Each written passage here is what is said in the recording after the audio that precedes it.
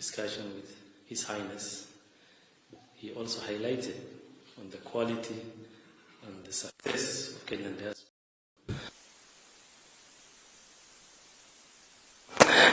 This is the statement that is always given by those we have the opportunity to interact with, be they senior government officials or CEOs of institutions. The dedication, the talent, the quality of output is recognized. For that reason, Your Excellency, the caliber and the category of Kenyan workers in various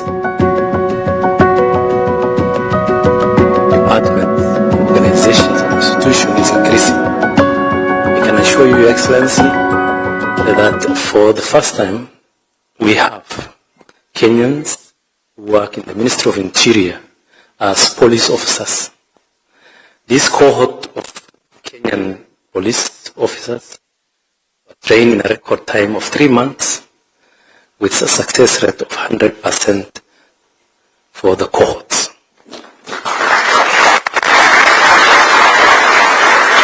Your Excellency, we have had a very, very positive feedback.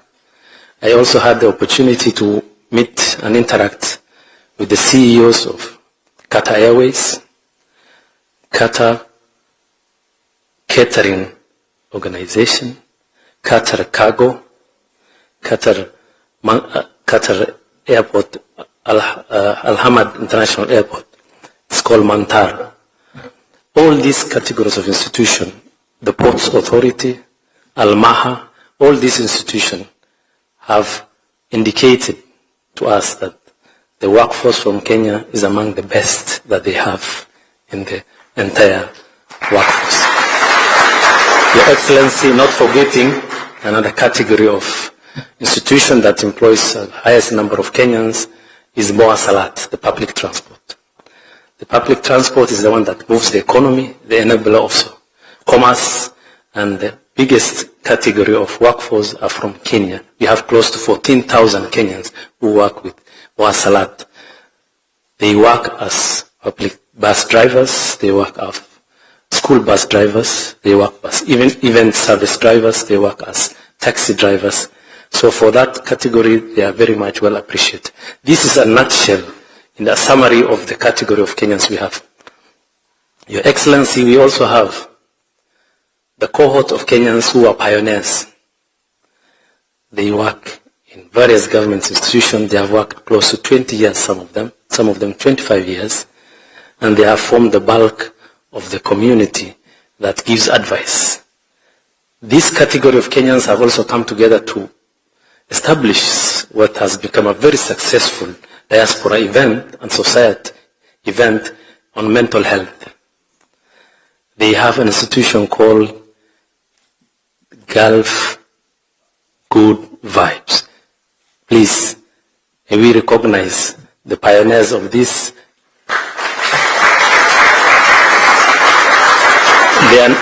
Your Excellency, they are not only Kenyan community leaders, but they are being accepted as the diaspora, the entire diaspora organizations in the state of Qatar. And they have had a partnership with Ministry of Health, World Health Organization, and the events they are carrying on mental health is now globally recognized, Your Excellency. Thank you. Your Excellency, this successful Kenyan diaspora have had a wonderful activity together. They always celebrate together, and we had the opportunity to join them. And now we are honored that His Excellency, despite his busy schedule, have joined us this evening to grace this occasion, and you'll hear from His Excellency the activities and the support the government is putting forward to encourage diaspora and their welfare. Your Excellency, the issue that has often come up is the issue of some challenges that comes around employment system that have caused challenges to Kenyans where before the end of the year, and that issue will be resolved. Your Excellency, this is your evening to interact with Kenyans and to hear from their leadership and the cross-section of them who are here. Mine is to take this opportunity to thank you, Your Excellency, for this opportunity to interact and discuss with Kenyans all that they aspire to achieve. Thank you very much, Your Excellency, and welcome, Kenyans. Thank you so much, Balozi. Let's give Balozi some good clap. Thank you. Thank you so much, Balozi. We really appreciate your remarks. And we are very grateful of the support you have given to the Kenyan community since you joined as our new ambassador. We do appreciate all the initiatives. This moment, I know it is this day, like the ambassador has said, is for our honorable president to be with us and talk to his people. But we have a representation of those people here, and we have a team that works at the core team here. It's called, we call it KICOC, which is Kenyan Community in Qatar, and it has 5 members. And oversees the issues and affairs of all Kenyans here, and they have a representation of other people, like transport, security, and all those sectors. So any issues domestic, all those issues comes to this team. And this moment, I want to invite Dr. Omar Farah to present a speech on behalf of the Kenyan community in Qatar. Karibu sana, Dr. Omar. Thank you.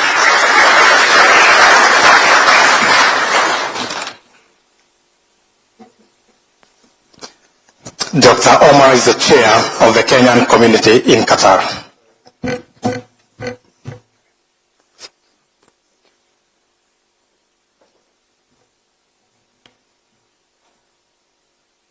Assalamu alaikum. Habari zenu. Karibu Rais. Karibu sana Qatar.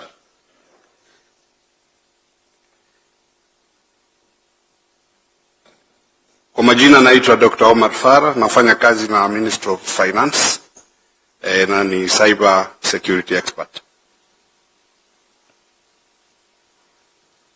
His Excellency the President, Honorable Prime Cabinet Secretary, Honorable Cabinet Secretary for Labor, Your Excellencies, Ambassadors and High Commissioners, distinguished guests, fellow Kenyans, ladies and gentlemen,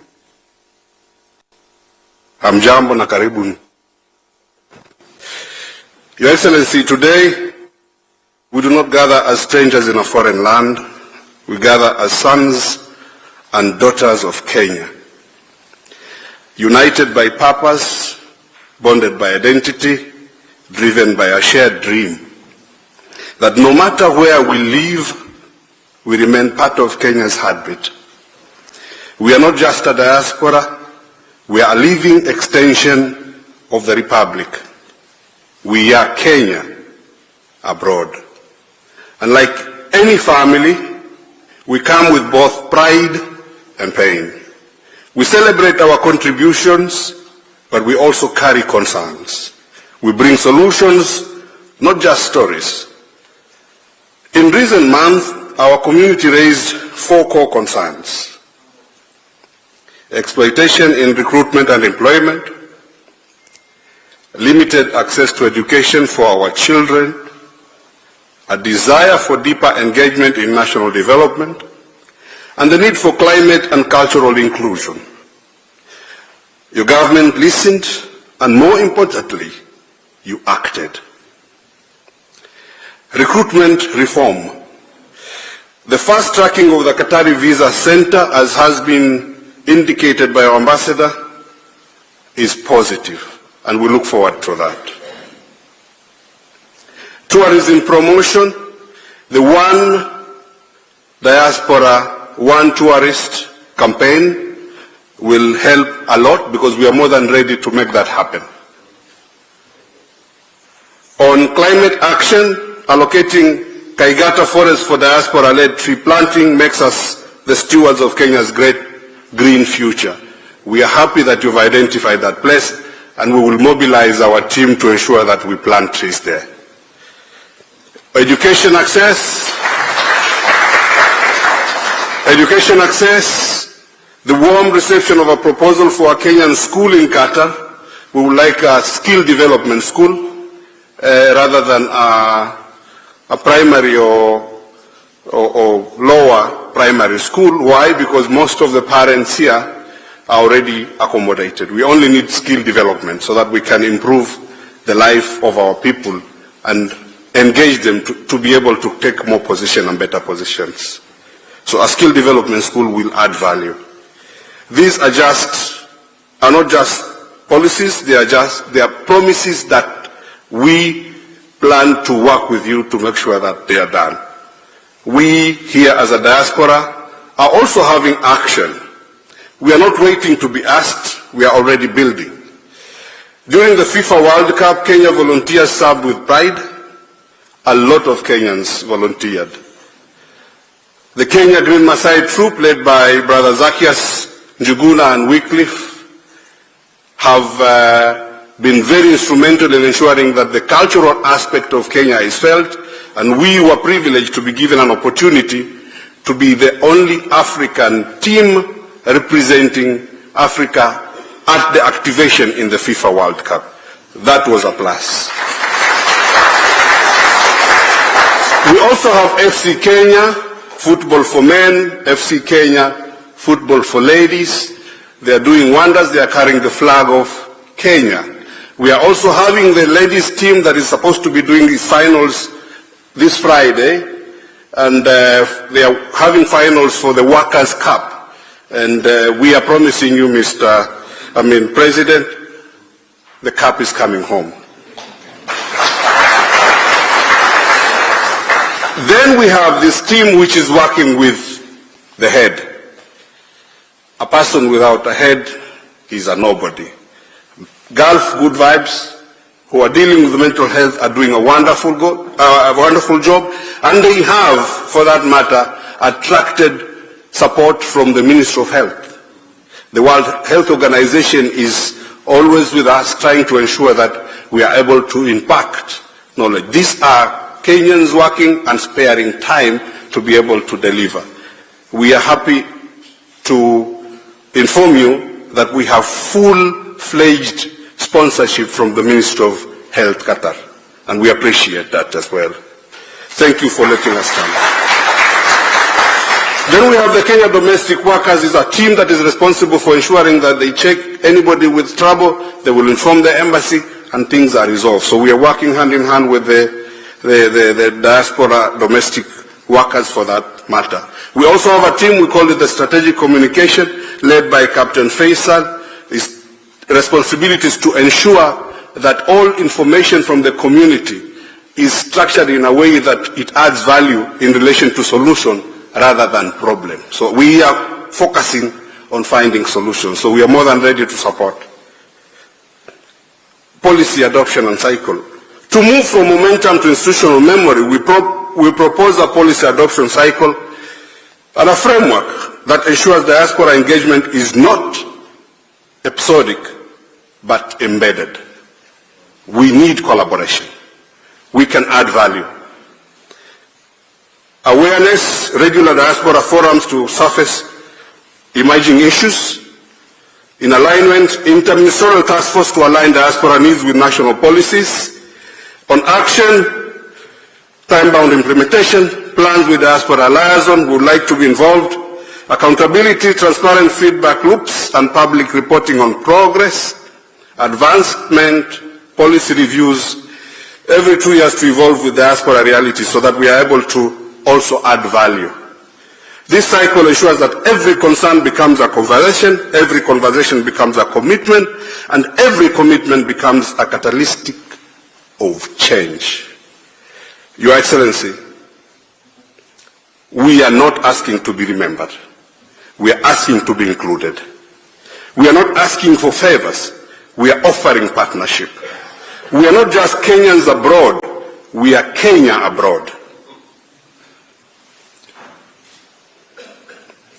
With your continued leadership, we can build a Kenya where no citizen, no matter how far, they do not feel forgotten. A Kenya where policy is not just written in Nairobi but lived in Doha, Dubai, London, and beyond.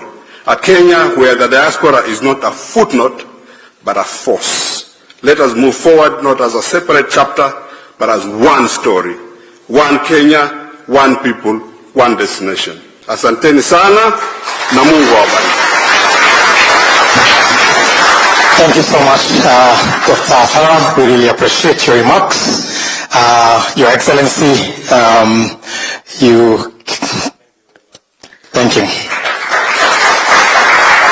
Yeah, Your Excellency, from those remarks, you can see there's a lot of work being put by the team, and we do commend that. And I want to add something, and being in the community leadership, there are things that, they are really been mentioned by Dr. Omar, and we do appreciate you taking care of that, and you've had.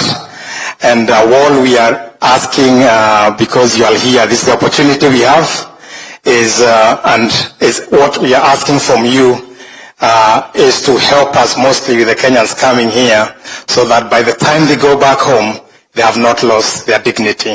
So many have come here and made their lives better, and we want that to continue by having whatever that my chairman has mentioned. Being the moderator, you get to have a chance, and before I invite our ambassador to introduce the other speakers, Dr. Omar has mentioned something which is very close to your heart, Your Excellency, and that is sports. When he mentioned about the football teams here, I am the team manager of the FC Kenya, and one of the things that we do, this team was incepted it has been there for over a decade right now, and these people are struggling, and you have seen what you have seen to the Kenyan national football team. We thank you, we applaud you for that. Ukikumbuka wengine usitusahau. These people don't have any sponsorship, so thank you so much. And Ambassador has been working on that to ensure that, because these people come from all sectors of life. There are people earning 1,000 riyals, 20,000. So, and we have to support the team through that way. Before I give the mic, I also say I am honored and privileged, because yesterday when I was coming back to Doha, as I was about to board my flight, I saw a red carpet. And I was thinking, who is this who's having a red carpet? And when I was on board, I saw you coming. And I was close to power for 5 hours. It's never a coincidence. It's never a coincidence. So, I've been here for 16 years. It's time. Thank you, so it was a privilege.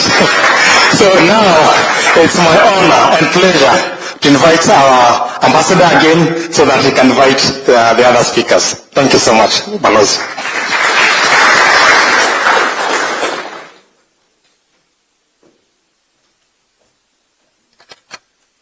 Thank you, John. Your Excellency, you can see the diaspora event is purely managed by our diasporans, and this is the way it is. Most of the time, they invite us to their event, they are the ones who moderate, and that is how organized they are. Without taking much time, Your Excellency, it's my distinct honor to welcome the Minister for Labor, His Excellency, Alfred Mutua.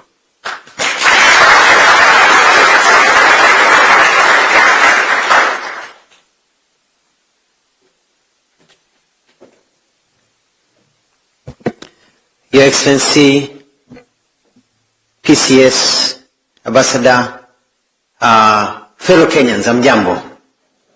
Hamjambo tena. I just want to quickly introduce the senior officials who are here so that they are known. We have the Prime Cabinet Secretary, definitely, but we also have senators who are members of the Labor and Social Protection Committee, which I answer to. We have Senator Crystal Asige. I don't know if she was able to make it.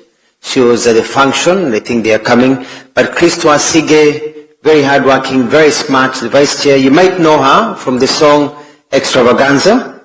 Ay, rumba inabamba. You'll see her. I hope she makes it before end of the session. We also have with us Senator Miraj Abdirahman, who is right there, a senator from Mombasa, and a very good friend of mine, Senator Alexander Mundigi of Embu County. I want to introduce team to our new labor attaché. We've got a new labor attaché, Mr. Kashoki. I know he's in the house. Mr. Kashoki is at the back over there. And now this is a robust labor attaché. I found him working in Nairobi, clearing and ensuring that only the qualified people being brought by the right companies are coming here. And so he's here to sort out your issues. So if you've got any issues now, you go to the embassy, he'll sort them. That's all his job is, to sort out your issues. So all those problems that you've been talking to me about, now we've got somebody who is very capable to be able to deal with it. Your Excellency, as you've had, people here are very happy to be in Qatar. The ambassador talked about 75,000 people. We are targeting 250,000 Kenyans to come and work here, and they're wanted. Every person I meet says the Kenyans are very good, hardworking, very smart, good people. And I think generally very good looking too. So we have a good band of good Kenyans. I just want to point out 4 things quickly. Point number 1 is that I want to encourage Kenyans coming or going to work overseas to ensure that when you leave the country and you've been promised a job, that you have a work visa, not a tourist visa. Because people who come with tourist visas, you're actually not coming for a job. You are coming for holiday. And so people who have been, who have got into a lot of trouble, being left at the airport, sleeping in the streets, are people who don't come with a work visa. So please tell your relatives or any Kenyan coming that you come with a work visa. That visa protects you because we know that you already have a job. Number 2, we are dealing with unscrupulous agencies. We have a task force made up of the Attorney General, myself, the DPP, and also the DCI. And we are rounding up all these bad agencies. And as you've seen now, things are becoming better. And so we should expect to have quality agencies working for people here in Qatar. I saw one of the issues you're talking about is re-entry, or how you get integrated back home. And I want to encourage you that as you save here, as you work here, please, as much as possible, save majority of your money back at home. Because the re-entry or integration becomes easier when you have more money at home than the one you're using here. And I know some of you are already banking at home and doing projects, but I know some of them you send 50-50. I would encourage you to send 80-20. Keep 20 here. Ikiumana, unajua nyumbani iko sawa. You go home and everything is going on well. We are also fast-tracking. I'll be holding a meeting with my counterpart, the Minister of Labour here, Dr. Ali, to look at how we can fast-track this recognition of our various qualifications. And we are looking at how your qualifications from Kenya can be recognized here so that you can get jobs, and also look at the issue of equal pay for equal work, so that you are paid the same as other people doing the same job, which Qatar has emphasized that that's what they do. But we want to make sure that all companies are doing that. I just want to say that, Your Excellency, I'm very happy to see so many Kenyans here. They represented so many other Kenyans, and we're going to ensure that many more Kenyans come to work in this great country, because of all the nations of the world, we don't get many complaints from people working in Qatar. They're very happy to be here, and they and most of them who have been here, as our very good moderator said, he's been here for 16 years, and by looking at the shape of his ears, he wants to extend to 20 or 25 years. So they're not going. So they come here and they stay, which is a very good sign. It is now my pleasure to invite the Prime Cabinet Secretary and Minister of Foreign Affairs and Diaspora Affairs to say his comments and invite you. Thank you, Your Excellency.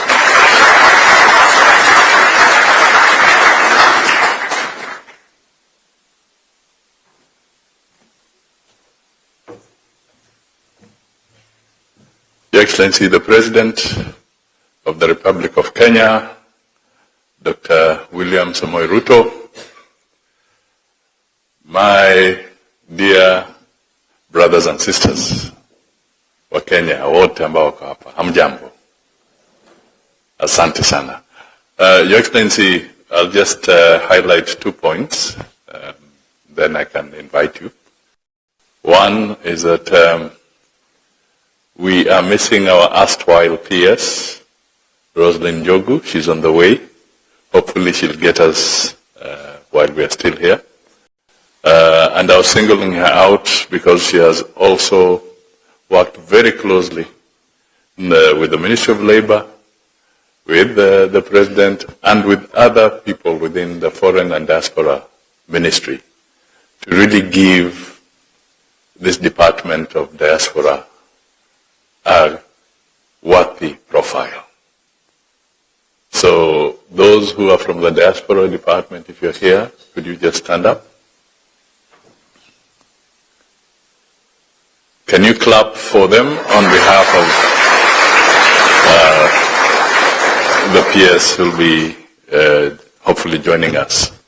Now, in previous occasions like this, we have shied away from making very many speeches because it's usually a moment for the President to really have an interaction with the Kenyans in different parts of the world where they reside. And I don't want to dilute that moment whatsoever. I want him to be able to have sufficient time to talk to you, and perhaps, time allowing, you can also ask questions. But let me tell you something. His program actually was ending today. And he was supposed to have been here and then left for the airport at exactly 5:30. You good people, you know what he said? I have changed my mind. I am not leaving today until I have talked to the Kenyans with a little more detail on some of the issues. So, Mr. President, let me thank you for reorganizing your own schedule and allowing Kenyans here to interact with you a little more closely. Finally, let me just point out that we are proud of the Kenyans who are working outside. We are really proud of them. As a country, you may not know, but I can tell you, you are making a tremendous contribution to the stability of our economy, and we want to continue thanking you for doing that. Do not tire. The other thing is just to say that there are challenges, which some have been highlighted. In Parliament, we face questions about your welfare, about your well-being. So Kenyans at home also express a lot of concern and dedication to see that whatever you're doing out here, you're also safeguarded. And indeed, the Constitution demands that the government of the day protects Kenyan citizens, whether they are in their country or they are outside their country. So this is something that we want to reassure you about for the Kenyan government. And finally, to say that we are happy that we are getting less and less incidents of Kenyans violating laws in other countries. That again is a very important message. Once in a while you can have an incident, sometimes very tragic incidents, but by and large, the reputation of the Kenyans is broadly very good across the globe. So we want to encourage Kenyans in the diaspora to continue living and being Kenya abroad, as your spokesman did say. So with those few remarks, it's now my honor and pleasure to request you to be upstanding so that we can invite His Excellency the President to come and address us. Thank you, Mr. President.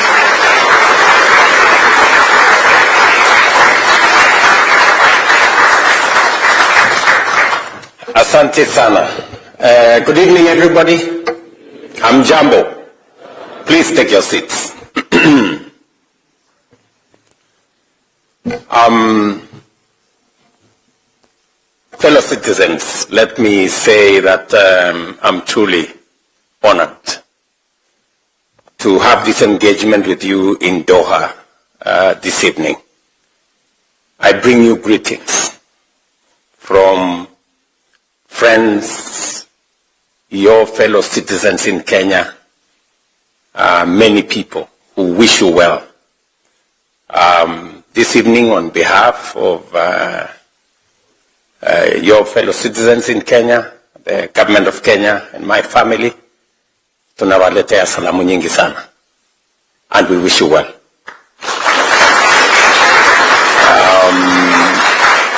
I must admit that it is true that I had scheduled to leave this evening. But amongst the things that persuaded me to extend by a day, there are many things, but one of them was when I looked at my schedule and I was told that I was going to speak to you, and I thought, since you are a significant, and Omar has said it very well, that you are not just people in diaspora, you are Kenya. And because Kenya is my business, I thought I should stay behind and have an interaction with you. I also must admit that I have been to many diaspora meetings. I have never found one as organized as this one.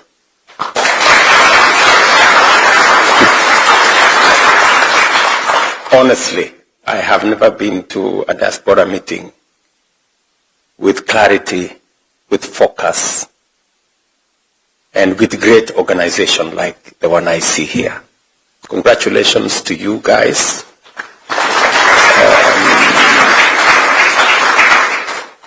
Maybe my ambassador is the one responsible. But I'm told it's not him. I'm told it's you guys. The team here in Doha, the leaders, the diaspora leaders here, congratulations. You really, I'm very proud of you guys. You have spoken to the core issues that you think are of concern to you, and you have spoken in a very profound way. You have actually spoken to how we can solve them, not how big the problems are, but how possible the solutions can be achieved. And therefore, it's a very positive conversation. Let me just say a few things, then I can open the floor for an interaction or a conversation.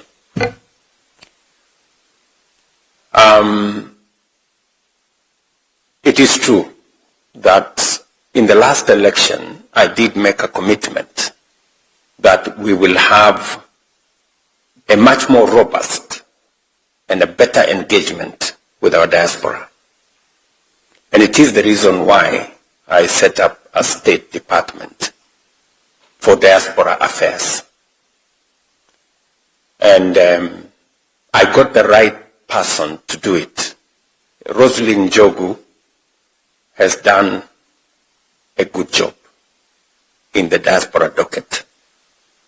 She's been with me, she's been ahead of me in many places, trying to work on matters consular, issues that have come up, repatriating Kenyans whenever we are in difficult situations in different parts of the world. I remember the latest in Lebanon and many other hotspots around the world. So I am very proud that the Diaspora Department has created a better relationship between Kenyans in diaspora and Kenyans back at home. I am prepared to see what additionally we can do to better the engagement, to do what we are doing in a better way to serve you better.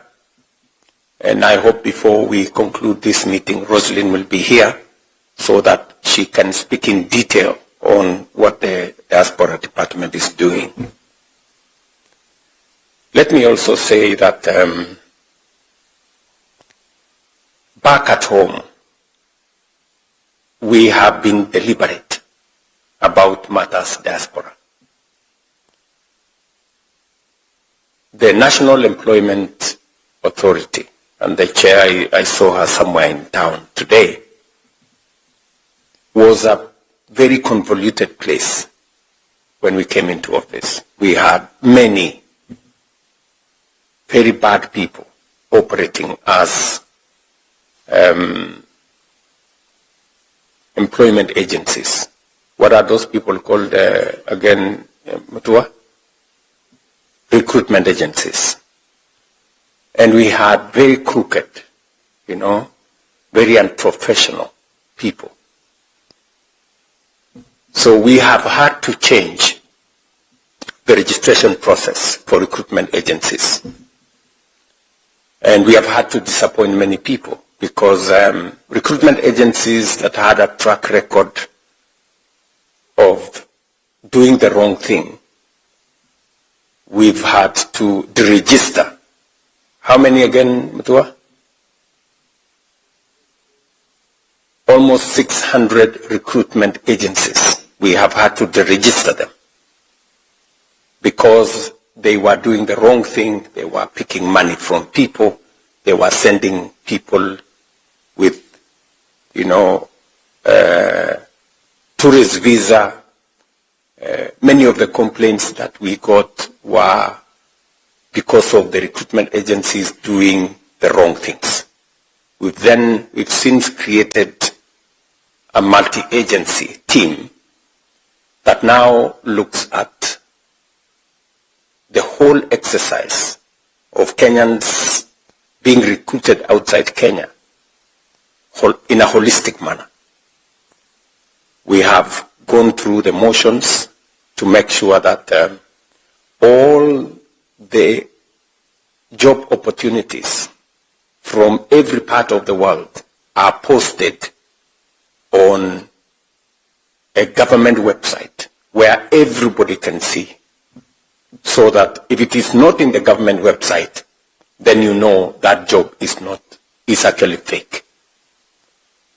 We have also streamlined the processes to make sure that if you're looking for a passport, we've reduced the time for people who have a letter of employment from waiting for 2-3 months. Now you can get a passport in 2-3 days. We've created a green channel for the people like yourselves who have a job outside Kenya, so that we can encourage, more recruitment agencies, more Kenyans to apply. And we've also, apart from creating a green channel for passports, we have also found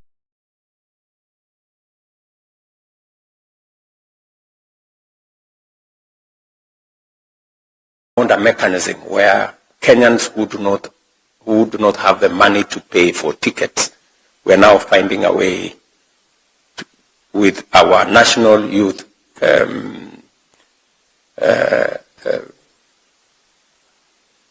fund, youth fund, and we are also taking it now to Uwezo Fund, so that they can find money which they refund after some time to buy themselves tickets and find their way to jobs. I have also been very clear on making sure that we do not send Kenyans to countries that we do not have bilateral labor agreements. And it is the reason why, under the leadership of Musalia Mudavadi and the State Department for Diaspora and Ministry of Labor, we are signing more bilateral labor agreements. We are upgrading those that already exist, like already there is a conversation between the government of Kenya and the state of Qatar on making sure that we now increase the number of skilled workforce that comes into this country. We're doing the same in Saudi Arabia. We're lucky we've done this again last year with Germany, with Austria. I had a conversation with the president of Hungary again today, and we are looking at opportunities there. He will be visiting Kenya sometime early next year for us to conclude that process. So our aim is to have bilateral labor agreements with at least 19 or 25 countries where we are certain that we have a firm government-to-government engagement that ensures that citizens of Kenya in those countries have the legal protection of both the government of Kenya and the host country government to make sure that we protect our citizens. And so, to you people in Qatar, I am very happy when I landed at the airport. Many people, Bari Mheshimiwa. I saw many people at the conference facility. I was wondering whether I was in Nairobi or whether I was in Nairobi or I was in Qatar. But you feel a sense of pride if you see citizens of your country, in different places of the world. And specifically to you people in Qatar, I must say congratulations, you are doing a wonderful job, and you have our support. Let me also say that it is our intention to support you on 3 other areas. We are working as a government to see how we can reduce the cost of you sending money back home, remittance. We know that it costs anywhere between 5 to 10% of the money you send. And if you look at the amount of money that comes to Kenya, it's about $5 billion. If you do 5% of $5 billion, it's colossal. It's huge money. It can make a big difference. So I did instruct the central bank to work with the International Association of Remittance so that we can find, much more cost-effective mechanisms of you being able to send your money back home. The second issue we are working on is how to support, the many people who come, and because of different customs, different cultures, they get disoriented and sometimes end up into depression. I'm very happy that you have a team here who is providing psychological support to Kenyans here.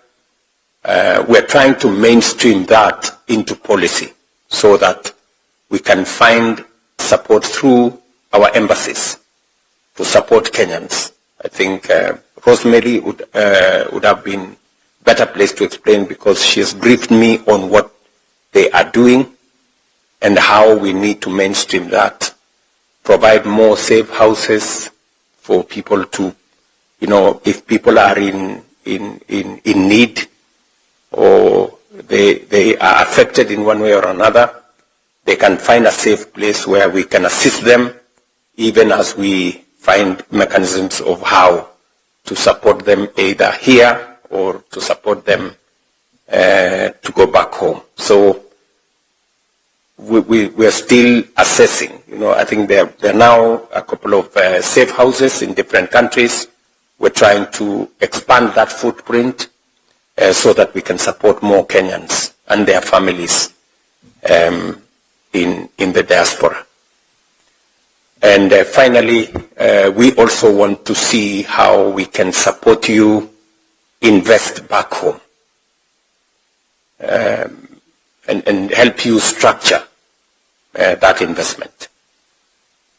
We are in the final stages of a diaspora bond on how people in the diaspora can support Kenya with a diaspora bond that also gives you an investment income. So again, I think this is some of the outcomes of what we had as the diaspora conference that we had in Nairobi, I think a year and a half ago. And we are on the final stages through cabinet, and then finally we will create a framework that you can participate.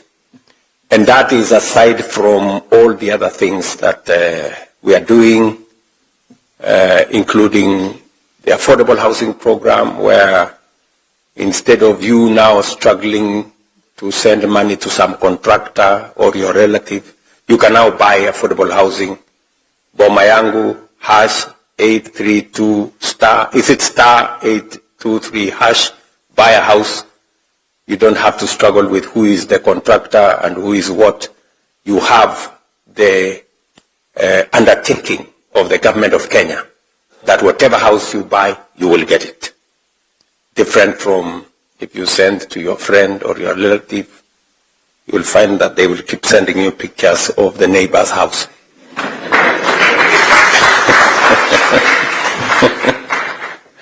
I think there are many experiences of that kind, right?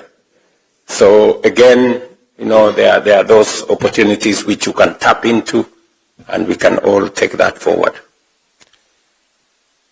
That is one thing I wanted to discuss with you, the issues about diaspora. I know there are many other issues that you would want us to discuss, which I will be here to listen to you later. The other thing I wanted to tell you was the status of where we are as a country. I know many of you read stories in social media, misinformation, disinformation, and everything in between. But just so that you know, I will tell you 5 things. Number 1, our economy. Our economy has, since the last 3 years, the economy has stabilized. Inflation has come down from 9.6 to 4.6 this month. Our dollar exchange rate has strengthened from 165 to now 129, 128. I don't know whether that is good or bad for you guys. Certainly it's good for our economy. Our foreign exchange reserves have grown from about $5.7 billion in 2022 to $12 billion now. It's actually doubled. And therefore we can sort out any dollar issues. There are people who could not remit their earnings to foreign countries. Now they can do it with a lot of ease. So I can confidently tell you that our economy is now stable.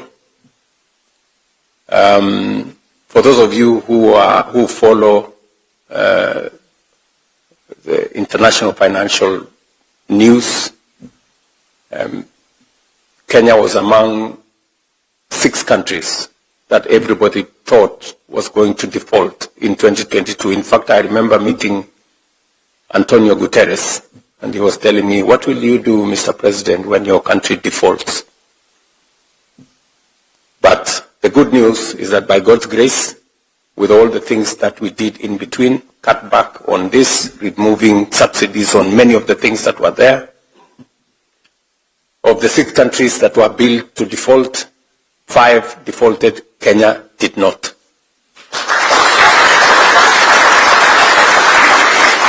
And if you follow, IMF released a report 3 months ago Kenya's economy now has passed Ethiopia, has passed Angola. Kenya is now the 6th largest economy in Africa.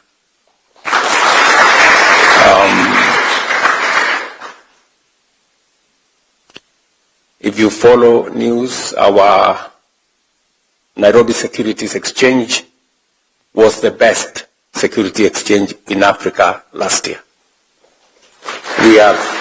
So I have been to the Nairobi Securities Exchange, I think 5 times, because I wanted to build confidence in the Securities Exchange, because it is one avenue. The capital markets are one avenue that we can use to raise development resources, aside from all the other areas. So on the economic front, I am very confident about Kenya's future. The numbers don't lie, they are there. What I am telling you, you can go into any platform and you will find the numbers there. In fact, our governor of Central Bank, Mr. Thuge, was voted the best governor of Central Bank in Africa because of what has been done. So that's on the economic front. So just to allay fears that may be spread by the different media. Number 2 is that we are stabilizing our food security. I know many of you know that in 2022, we had people in the streets with superiors on their heads because the price of unga had gone to 250. Those people have since left, just for your information, because we have intervened. We have changed the framework of our approach to the agricultural sector. We've moved away from subsidizing consumption. We moved it to supporting production, reducing the cost of fertilizer, making sure that we have available seeds.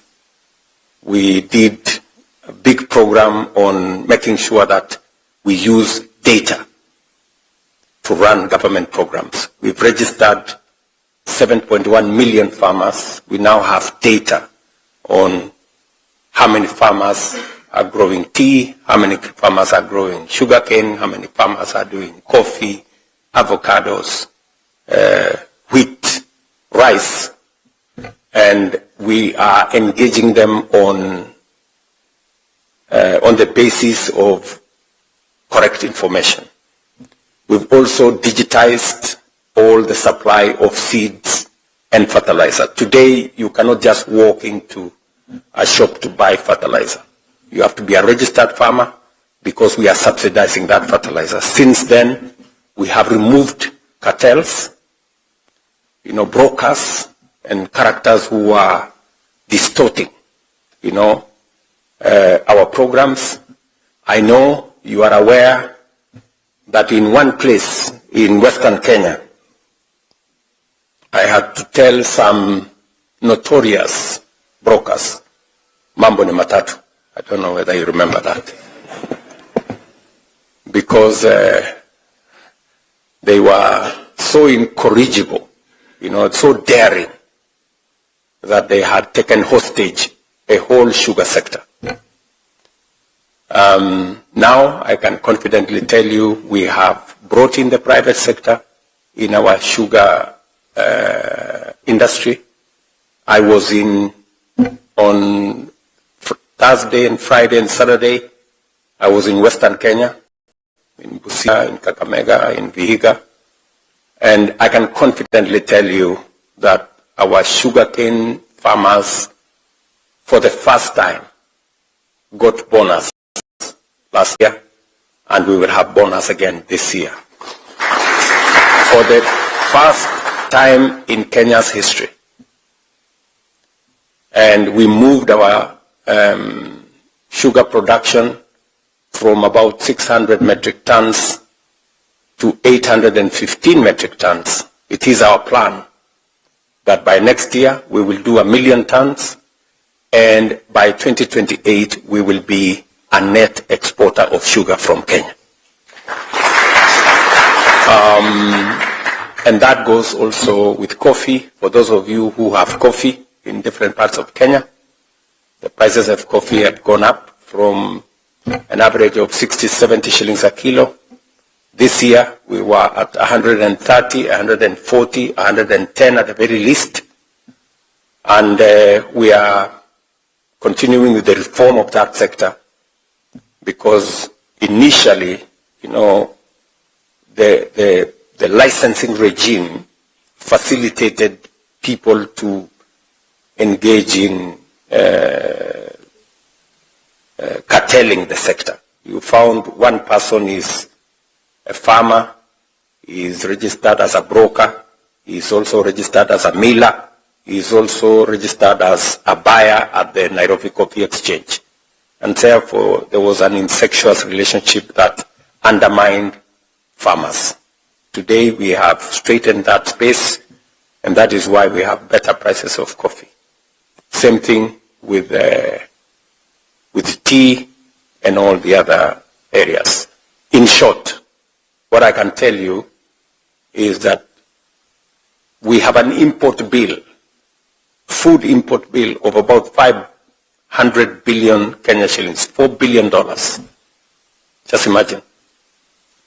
Every year, importing sugar, edible oil, maize, wheat, rice. So it is my intention to cut down that import bill by 50% by 2027. We want to reduce it by 250 billion Kenya shillings. And we are on course, because this year we reduced the imports of maize by 70%. We reduced the imports of sugar by 80%. We are now working on rice and wheat, and then edible oil is the one on the line. So again, we want to transform the agricultural sector so that instead of us importing 500 billion Kenya shillings, we should be exporting more.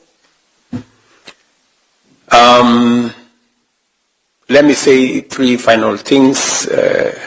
You're aware that I did make a commitment on matters to do with health. And I know you know how health operates, because now you stay in this country. We've had to change the whole health infrastructure in Kenya. I thought I was going to reform the National Health Insurance Fund. It was not possible to reform it because it was too rigid, and therefore we had to tear it down and build it from scratch. So we went to Parliament, took a bit of time, but we now have 5 pieces of legislation. From one law, we have now 5 pieces of legislation that undertake our health infrastructure program, moving it from a health infrastructure that was heavily tilted towards those who had jobs and those who had means to a universal health coverage where everybody is on board. As a result, we now have increased, we've done 4 things actually in that sector. Number 1, we have changed the health provision structure. We did register all facilities. We did an assessment of all the facilities, and we want to sort out 4 issues. We want to set out, number 1, making sure that every Kenyan is registered. As I talk to you, 27.2 million Kenyans are now registered under Social Health Authority, up from 8 million. We now have 3.5 times more Kenyans registered, from 8 million to 27.2 million. It is our intention that in the next 6 months, we should have 30 million Kenyans. We should have actually reached universal, because that does not include dependents and children and others. So, number one. Number two is to change how equipment is delivered to our hospitals. In the past, we used to buy equipment, and because you don't have a big financial outlay, you then end up buying very limited equipment. We've since structured. Now we work with manufacturers. We don't have to pay for the equipment. We have what we call fee for service. We have equipment delivered to our hospitals, and we only pay when we use that equipment to the manufacturer. That was possible because they looked at our health infrastructure, how we have registered Kenyans, and how they were going to get paid, and they were satisfied. I was, for example, in Butere on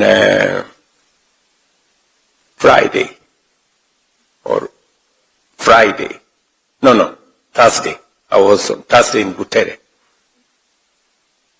This small level 4 hospital in Butere, and you had CT scan there, you had all manner of equipment there. Ordinarily, you would never find a CT scan in Butere. If you were lucky, you would find it in the referral hospital in Eldoret or Kakamega. But because of the new framework we have created, it is possible for us to deploy the most sophisticated equipment in every hospital in Kenya. On Monday, or was it Tuesday, I was in Nakuru. Again, we were having the latest equipment delivered to the referral hospital in Nakuru. For those of you who follow my social media account, you will see. So we are changing the framework of delivery of health. And finally, is how we deliver health commodities. If you listen to many of the people at home, people normally complain about there is no dawa, kuna dawa. Mwananchi wa kawaida anasema hakuna dawa. So we need to solve that hakuna dawa problem. And we have found the reason how to solve it. We've now given a better framework to KEMSA. We've decided that we deliver health commodities, medicines direct to health centers and dispensaries instead of taking them to stores at the county and all the other places. So we have built a better health infrastructure. It is a commitment that I made, and it is a commitment that I am very proud that today is becoming a reality. And finally, he's just mentioned to you about education. I saw Omar mentioned about education here. Education is very important. For those of you who follow events at home, we had 4 different issues with education. We had CBC. Many parents were complaining they were doing homework up to midnight. They were being told to make cars at night, and many other stories. And so we have straightened CBC. Now there is clarity on what happens. Number 2, we had a big shortage of teachers. I can confidently tell you we have hired the largest number of teachers in Kenya's history. By January, we will have hired 100,000 teachers in 3 years. That is ordinarily government hires 100,000 teachers in 20 years. But we've done it in 3 years because I'm a very strong believer that if we want to equalize the fortunes of all our children, from poor or rich families, education must be accessible to everybody. We also had challenges with classrooms. We sourced money from the World Bank. We work with our own resources, with members of parliament. I must commend them. We built 23,000 new classrooms, and we are on the way building another 1,600 laboratories that will bring children, especially from informal settlements, rural areas that ordinarily would not have access to a laboratory or sufficient classrooms or enough teachers. That is the ecosystem we are sorting. We have also made sure that our universities, for those of you who understand what was the challenge with our universities, we had many universities, Nairobi University, Kenyatta University, Egerton University. They were paying lecturers half pay because there wasn't enough money. So we changed the funding model. We now have what we call student-centered funding model that ensures that we assess every student to make sure that no child, especially those from vulnerable backgrounds, miss school. We have since increased scholarships and loans to make sure that children from vulnerable backgrounds get up to 90% loan and scholarship so that we carry them along. So I just thought I should mention some of the things that we are doing back at home. And then finally, let me talk about jobs. I did make a commitment on jobs because we spend 680, in fact, this year, it is 702 billion Kenya shillings on education. 700 billion shillings on education.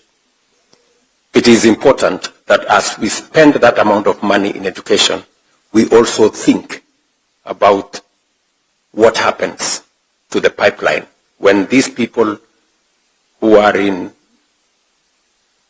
ECDs, primary, secondary, college, university, when they get out of the pipeline, what happens to them? And that is why we came up with 4 pipelines for how to create jobs. And we wanted to be deliberate. Sometimes there is a conversation about creating jobs, but it is not certain. It is not deliberate. Unless you drill down to detail, you are unlikely to have any impact. And that is the reason why we were thinking, and we rolled out 4 different interventions on matters to do with creating jobs. Number 1 is our housing program. I know many of you, not you, many people in Kenya were asking me, what is wrong with you? Who told you we need houses?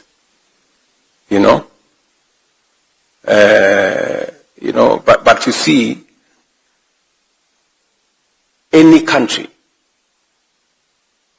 that needs to stimulate the economy, they look at public infrastructure that creates, that is labor intensive and uses it, whether it's America, whether it is Europe, that's what they do. And again, for your information, housing was a program that has been there with us. It was there in the KANU manifesto. It was there in the NACA manifesto. It was there in the NASA manifesto.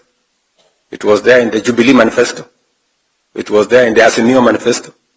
It was there in the Kenya Kwanza manifesto. It's a permanent feature in all the manifestos.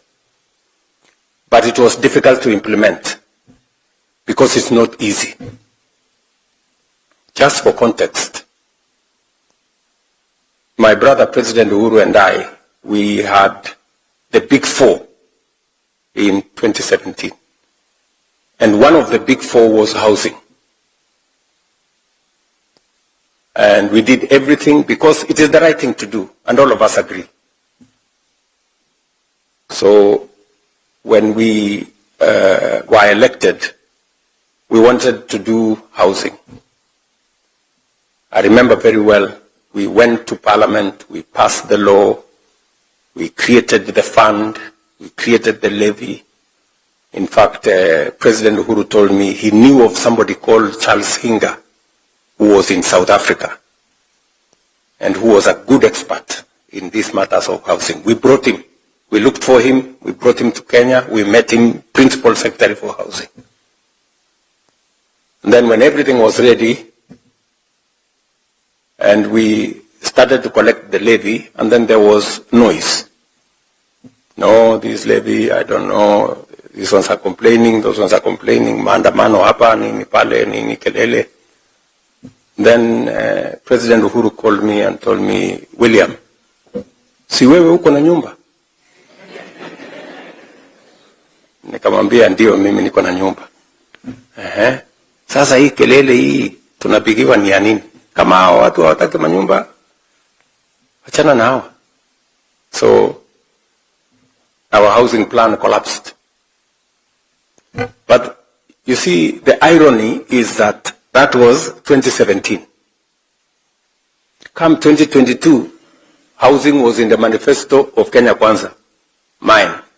Housing was in the manifesto of the opposition, then Azimio, complete with 1.5% levy. Si mimi kwa bahati Mungu amenijalia nimeshinda uchaguzi. Housing si ndio hiyo iko hapo. Sasa ule Hinga was still PS, so I told him you are not going anywhere. Sasa tufanye hii kitu this time. Akaniangalia, akaniambia hii utawezana na makelele. So the keleles came. I was given new names, Sakayo, I don't know who. But I stood my ground. Because it was the right thing to do 40 years ago. It is still the right thing to do now. Because, let me give you an example. I invited the president of Singapore. He came to Kenya in 2023. Singapore was exactly like Kenya. Not even exactly. Singapore was actually a slum like Kibera in 1963. Just imagine. Singapore, if you look at the pictures, and he told me that they actually used force to get people to move from the slums to go and occupy houses on the 10th floor and 15th floor and 30th floor.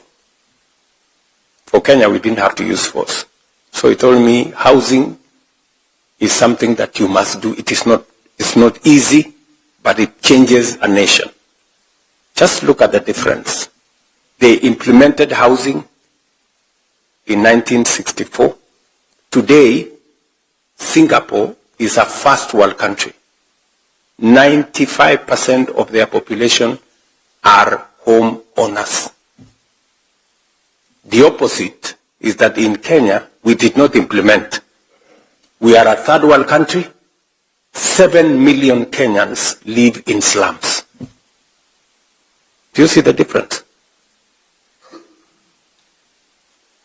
So, we're implementing housing. In fact, I think my team has some pictures on what we are doing in Kenya. Today, we are building 230,000 units. 230,000 units in every town and townships in Kenya. I mean, if there is one thing that is going to change the destiny of our nation, it's housing. If you go to Mandera, you go to Wajir, you go to Kitui, you go to Mombasa, you go to Nyeri, you go to Murang'a, you go to Eldoret, you go to Kisumu, you go to Siaya, everywhere. I was on Friday, I was in Funyula. Do you know where Funyula is? Unajua mahali Funyula iko? Funyula is in Busia. You know? And we have a 10-story affordable housing program in Funyula. We are doing another 14-story in Busia town. We are doing another one in Malaba. And on and on and on and on. Just before I show you the clip, what is happening? We are now hiring close to 600,000 people.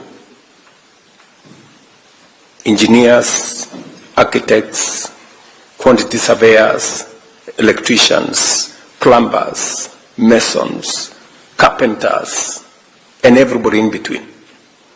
We have people working in the steel industry, in the cement industry, in our quarries, and everybody in between. By next year, housing will be hiring 1 million people.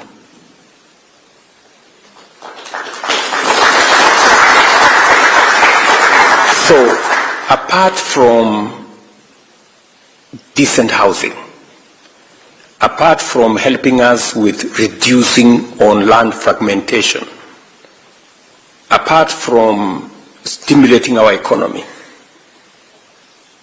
housing is creating opportunities for jobs.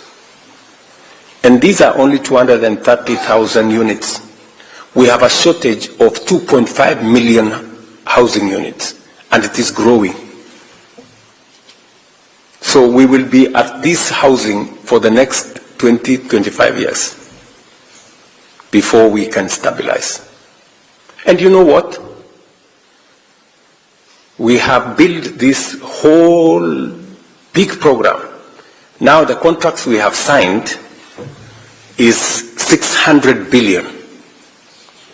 How much? 600 billion. Housing, markets, hostels, and all of it is our own money.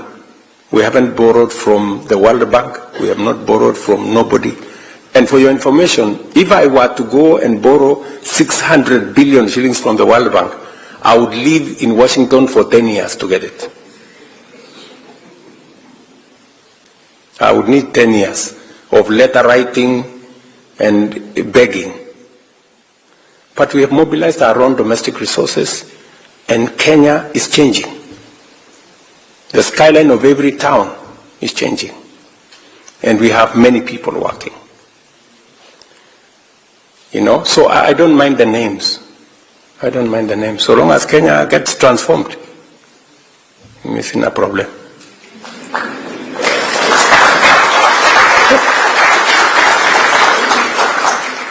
Sindio? Yeah. That's how nations are changed. Nations are not changed by small thinking, you know, being politically correct all the time, you know. You are waiting watu wakupigia makofi throughout. You can never change a nation that way. That is one. Number two, we are expanding our digital footprint. We now have Ajira centers, we now have ICT hubs, we have BPOs, business process outsourcing. In fact, Teleperformance, the largest BPO in the world, is now set up camp in Nairobi. Is that correct, Thigo? Yeah? At that place in Two Rivers. They've set up a huge facility there. So, and we now have close to 180,000 people working in that ecosystem of digital jobs, because we have streamlined the law around there. to make sure it works. That's our second pillar on creating jobs. And we now want to take ICT hubs to every ward in Kenya. Members of Parliament, we have allocated them resources to build an ICT hub in every ward in Kenya so that we have 200-300 young people working, getting skilled so that they can work globally. And then number 3 is what I've just discussed with you, creating a pipeline for Kenyans who want to work abroad, by streamlining visa, making sure that we have a transparent process, signing bilateral labor agreement with different countries, and doing what we must to make sure that we facilitate the diaspora the way we are doing. In the last 3 years, 420,000 Kenyans have joined the diaspora. We now have clear numbers on who is working where, what is their pay, and what is their status. I'm very happy that close to maybe 10,000 of you, between 10 and 15,000 according to Mutua, have joined the diaspora in Qatar in the last 3 years. And we will now scale up because we have removed what were bottlenecks. Our intention is to triple the number of people working in Qatar as we do it elsewhere globally, because we still have opportunities. Wherever we have an opportunity, we will drive. And finally, on that subject of job creation is the whole ecosystem we are building with special economic zones, county aggregation and industrial parks, and the negotiations we are carrying out to open new markets for Kenya. We've just concluded discussions with China to open the Chinese market for Kenyan products.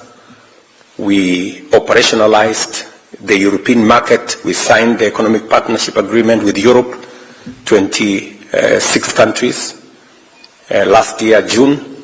Now we have a whole European market open to Kenyan products. We have the Africa Continental Free Trade Area market, and we are engaging the US to extend AGOA and to also negotiate a bilateral labor agreement between Kenya and the United States. So all these markets are for products from Kenya. Agro-processing, value addition, manufacturing, industrialization, that is the trajectory we are using to create new opportunities for work. So I just thought of, putting this picture to you as citizens of Kenya, so that you know the status of your country and you know where to participate and how to contribute. Finally, before we do this clip, let me conclude by saying that what we have done in the last 3 years is okay, but it's not good enough. It is not good enough. Why do I say so? Kenya is a third world country by mistake. We shouldn't be a third world country. We are not made of third world country stuff. We are supposed to be playing in a different league. Do you understand? Yes. We can move Kenya from a third world country to a first world country in our lifetime, if we do a couple of things right. And I have put a proposition to us, to the people of Kenya, on how to move from a third world country to a first world country in the next 25 to 30 years. China did it, Korea did it, other countries, Malaysia did it, we can do it. Looking at what we have done, I am very persuaded that we can move this country to a first world country. We need to do three things, in my opinion. Number one, we need to bring under production another 2.5 million acres of land, agricultural land, so that we finish with importing food and we export to the markets we have already negotiated. We need to build at least 50 mega dams, huge dams, High Grand Falls Dam, Soin Koru Dam, and we have a list of them. They've been in our books for the last 20 years. We have all of them in our books. But we haven't done it because we haven't thought of how to do it. I have put a proposition on how we can do it. We need 1.5 trillion shillings. That's just about maybe 10, 12 billion dollars. We can raise that money. So to raise here housing, 600 billion. We've raised it. But this one we can raise even without any levy. We'll raise it to tatumia tu akili. Tuache ujinga. Tutumia akili. Mnanielewa? That's what we need to do. And we are going to do it. Not too far from now. I discussed it with the Emir of Qatar today on how we can create that partnership, because that's number one. Number two, we need to generate energy. We need to generate electricity. As I talk to you, we have 2,300 megawatts. The whole country. How much? 2,300. Tulienda na kimbelembele yetu tukaenda tukanegotiate na Microsoft na G42 tukanegotiate. You know, when I went for the trip, I went to the United States with Biden. So we signed an agreement there between G42 of UAE, Microsoft of America, and Kenya to establish data centers. Sindio? Sasa wakati nimerudi nyumbani haya tumeanza data center. Tukaambiwa one data center requires 1,000 megawatts. Na tuko na 2,300.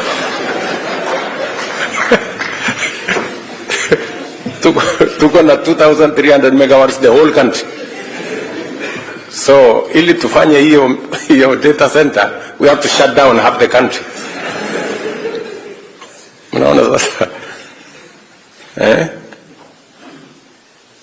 So we need to have, if we have to industrialize, if we have to engage in manufacturing, we need minimum 10,000 megawatts of energy. And we need it like yesterday. Today, in Kenya, jioni between 5 and 10 p.m., we have to do load shedding. We have to shut off some areas to be able to power other areas because our energy haitoshi. I was in Ethiopia last month. Tulienda kufungua dam hapo. That one dam is generating 5,400 megawatts. 2.5 times our whole power in Kenya. One dam. Mnaona si tuko na shida? Tuko na problem. So we have to, and we need about 1.2 trillion to do it. And we will find the money to do it. Mnanielewa? Yes. Otherwise, we will be left behind. Huyu is my technology advisor. AI, if we are left behind, tutakwama milele. So we cannot afford to be left behind this time. And AI is a huge consumer of energy. So we have to. And I have to tell you this. Simuliniambia, you are Kenya abroad. Yes, I have to tell you, because you have a stake in this. And then number 3, we have to invest in infrastructure. We need to extend the SGR from Naivasha to Uganda. We need minimum another 10,000 kilometers of tarmac so that you people can get home whenever you're going home. And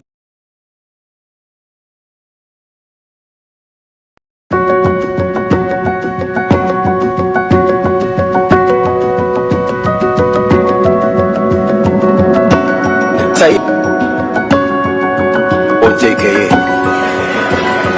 canvas iko kwa runway. Sasa tunaongea nini? And you see, there are some people defending. No, you see, Ruto anataka kuuza airport. Mimi nataka niuze airport niende nifanyie kitu gani? You know, Qatar here is building an airport in Rwanda under the same framework. Are we together? So, I had a conversation with the Emir today, and we have put on the table what we are going to do with our airport, what are we going to do with Kenya Airways, and all the other things. Because, you know, the kind of investment we need kwa hiyo airport yetu is possibly almost 200 billion Kenya shillings. We don't have to put our money. We have money in the private sector that can do it. Yeah? So, we need about 4.5 trillion Kenya shillings to undertake the 3 things I have told you. It's about $35 billion, and we are going to do it. Otherwise, tutakwama. Shida, friends, shida tuko nae Kenya ni average thinking, you know, ordinary, usual. Unless we up our game, unless we up our ambition, unless we think about the extraordinary. And I like the person who prayed here. He said, excellence and integrity in his prayer. We have to begin to think about the excellent. Wachana na hii average. Hii average thinking hii ndio inatuletea hasara. We look at everything, we think it is impossible. We look at that, we think it's impossible. Others did it. Why can't we do it? You know? So I really want to persuade you as citizens of our great country. Let us agree to change Kenya. We can do it. Let me give you one final example.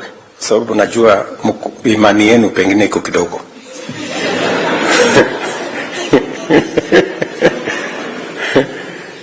But you have seen this country is kama sio mafuta, you know. We have more assets than they do. Kama sio mafuta ama? Yes. You know, all these barabara, nini, housing, imepangwa. It's been built. See what it was there? All this you see here was not there 30, 40 years ago. But they've done it. Yeah? Ndio Waswahili wakasema, ukiona vyaelea, ujue vimeundwa. Yeah? So we need to unda our own. Ama? Let me give you an example. A final example. And I'm sorry if I am taking time, but I rarely get... Si mulikuwa mnanitafuta?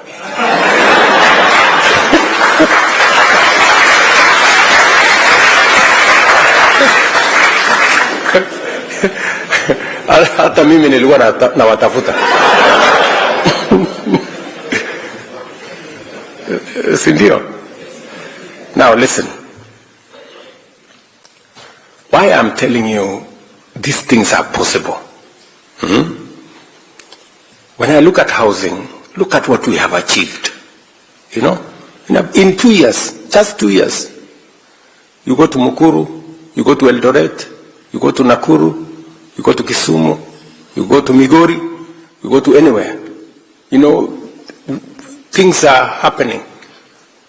And it's just 2 years. Just imagine if we do this for 10 years. What about 20 years? You will not recognize Kenya in 20 years of this. But let me give you a much more pointed example. Investment is a function of savings. I'm a scientist. I was told by the economists. The economists, that's what the economists say. I'm a scientist myself. I've become a good student of economics over time. So, as a country, unless we save, unless we have a good culture of saving, we cannot change our country. We cannot invest. And that is the reason why NSSF, which is the public saving entity, over the years has been, was never transformed. It's been like that for 40 years.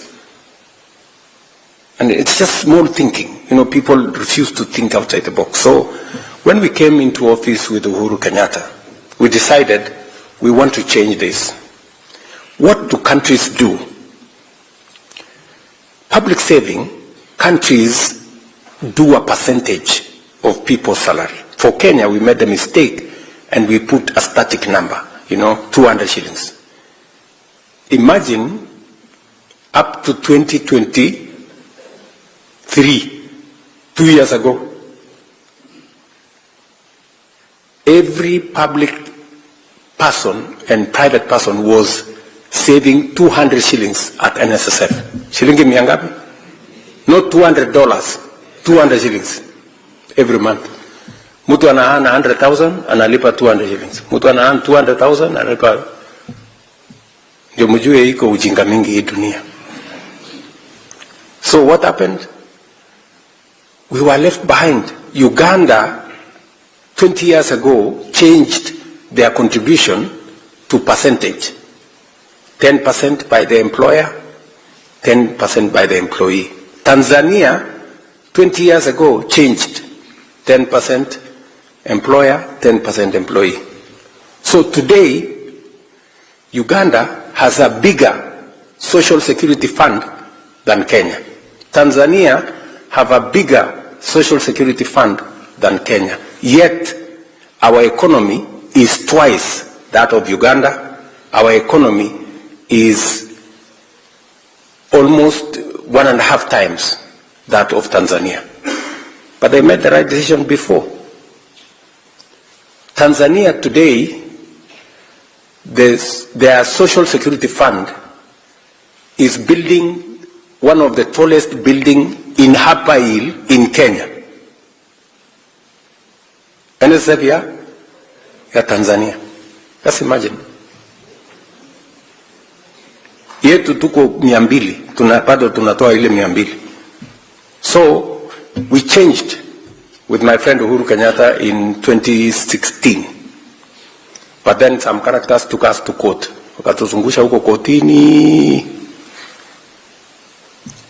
So, by bad luck to them, I became president. So, nikawaita. Nikawambia hii ujinga muache.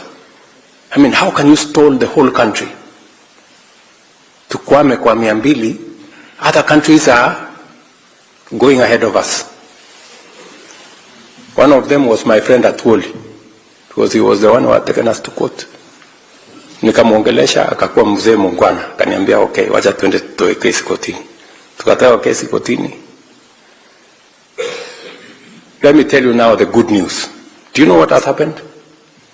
By changing the contribution structure, our national security, social security fund, from independence back at 2023, we had collected 320 billion shillings for 60 years. How much? 320 billion. In 2 years, with the changed contribution structure, we have doubled to 670 billion shillings. By the end of next year, we will be 1 trillion shillings. Tell me what's going to happen in 5 years and 10 years. We will not be borrowing money from China. We will be borrowing money from our own social security fund. That is how countries grow. Munanielewa? What has China done? China today, if you see, savings as a percentage of their GDP is 55%. Savings as a percentage of GDP in Kenya is 10%. So, sisi, tunachukua kila kitu, tunakula. China wanna save. Then what do? We go and borrow from China. Because wako na akili, they are saving. Then what do we end up doing? Today, we are paying $1 billion every year to China. Unaona ile ujinga tuko na hii dunia. Imagine. Them they are saving their money, as we are eating ours, alafu tunaenda kuboro yao, wanatulipisha interest kiasi hii, tunalipa, tunakuwa maskini. I have to tell you this. Si mimi ndio rais wa Kenya. Unless I tell you, so that you know where we are.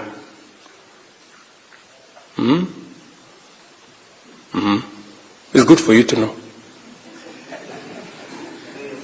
It is good. It's good for you to know. Yes. Because you know, hakuna haja ya kufichana. We have to tell each other the truth. So, we must stop this small thinking. I am very happy that now we are growing our own savings. Because of growing our own savings, interest rates will come down. Because we have enough patient money to lend. Our treasury bills will come down. Our treasury bonds will come down. We will have, a much more stable economy. That is how we'll change Kenya.